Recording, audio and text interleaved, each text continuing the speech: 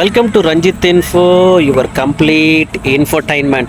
American president Donald Trump India கிட்ட வர imports எல்லாத்துக்குமே வந்துட்டு 25% நாங்கள் டியூட்டி போடுவோம் அப்படின்னு சொல்லியிருந்தாரு. பிகாஸ் இந்தியா வந்துட்டு ஆயில்ஸு அண்ட் ஆர்ம்ஸ் வந்து பார்த்திங்கன்னா ரஷ்யா கிட்டேருந்து இம்போர்ட் பண்ணுறதுனால இப்படி ஒரு செக் வைக்கலாம் அப்படின்னு சொல்லிட்டு டொனால்ட் ட்ரம்ப்போட கவர்மெண்ட் வந்து டிசைட் பண்ணியிருக்காங்க. இன்னும் இந்தியன் ஆப்போசிஷன்ஸ் வந்து பார்த்திங்கன்னா இதான் சான்ஸ்னு சொல்லிட்டு இந்தியாவை எதிர்க்கிறதே அவங்களோட வாழ்நாள் சாதனையாக வச்சுருக்காங்களே. ஸோ கண்மூடித்தனமாக எதிர்க்கிறது அவங்களுக்கு கைவந்த கடை. அதனால் என்ன சொல்கிறாரு, இந்தியன் எக்கானமி இஸ் டெட் எக்கானமின்னு சொல்லிட்டு போகிற போக்கில் அடிச்சு விட்டு போயிட்டாரு நம்ம காங்கிரஸ் தலைவர் ராகுல் காந்தி. கண்மூடித்தனமாக வந்துட்டு மோடி கவர்மெண்ட் எது கொண்டு வந்தாலும் வந்து பார்த்திங்கன்னா மோடி கவர்மெண்ட்டுக்கு ஏதாவது அகெயின்ஸ்டாக வெளி உலகம் ஏதாவது பேசினா கூட அதுக்கு உடனே வந்து பார்த்திங்கன்னா இவர் வந்து சொம்பு தூக்கிடுவார். இந்தியன் எக்கானமி வந்து பார்த்திங்கன்னா இவ்வளோ அதிகமாக பூம் ஆகிட்டு இருக்கிற இந்த டைமில் இவர் டெட் எக்கானமி அப்படின்னு சொல்கிறாரு. இது ரொம்பவே வந்துட்டு ஒரு கேவலமான ஒரு விஷயந்தான். இருக்கிற அமெரிக்கன் அதிபர்கள்லேயே வந்து டொனால்ட் ட்ரம்ப் வந்து பார்த்திங்கன்னா கைண்ட் ஆஃப் அ டிஃப்ரெண்ட் கேரக்டர்னு சொல்லலாம். He is a good business man.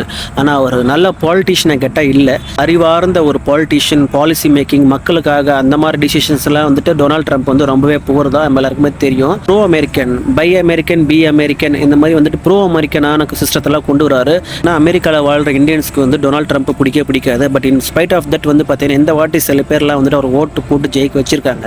So Donald Trump impose பண்ண இந்த டியூட்டினால வந்து இந்தியன் எக்ஸ்போர்ட்ஸ்லாம் வந்துட்டு பயங்கரமாக எஃபெக்ட் ஆகும். ஏன்னா நிறைய இந்தியன் எக்ஸ்போர்ட்டர்ஸ் வந்துட்டு அமெரிக்கன் மார்க்கெட்டை டிபெண்ட் பண்ணி தான் இருக்காங்க.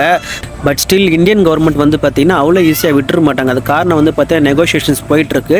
ஸோ அது ஓரளவுக்கு குறைக்க ட்ரை பண்ணிகிட்ருக்காங்க.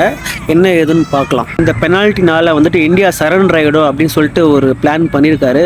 பட் டொனால்ட் ட்ரம்ப்புக்கு ஒரு விஷயம் புரியுதா இல்லையான்னு தெரியல. சைனாக்கு அடுத்தபடியாக வந்து பார்த்திங்கன்னா இந்தியாவோட எக்கானமி வந்துட்டு பயங்கரமாக ஏஷியாவில் வந்துட்டு பூம் ஆகிட்டுருக்கு. இந்தியா வந்து ஒரு கன்சியூமிங் மார்க்கெட்.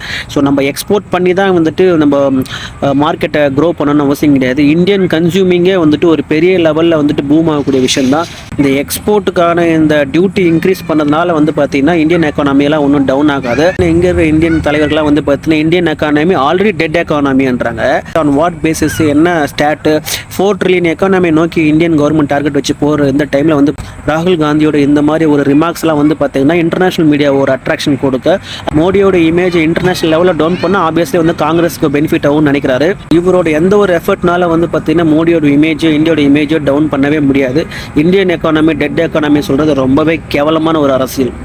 ட்ரம்ப்போட இந்த ஒரு அனௌன்ஸ்மெண்ட்னால இந்தியாவோட மார்க்கெட்டுக்கு பெருசாக எந்த ஒரு பாதிப்பு இருக்காதுன்றதுக்கு ஒரு பெஸ்ட் எக்ஸாம்பிளே வந்து ஷேர் மார்க்கெட்ஸ்லாம் இன்றைக்கி பார்த்தீங்கன்னா பெருசாக வந்துட்டு அவர் இந்த மெசேஜினால தாக்கம் எதுவும் ஏற்படல, நார்மலாகவே இருக்குது. ட்ரம்ப்போட அந்த ஸ்ட்ராட்டஜி வந்துட்டு அந்த அளவுக்கு ஹிட் ஆகலை. ஸோ ஃப்யூச்சரில் தான் பார்க்கணும் அது சக்ஸஸாக இல்லாக்கிட்டு ஒரு ஃபெயிலியரான்ட்டு.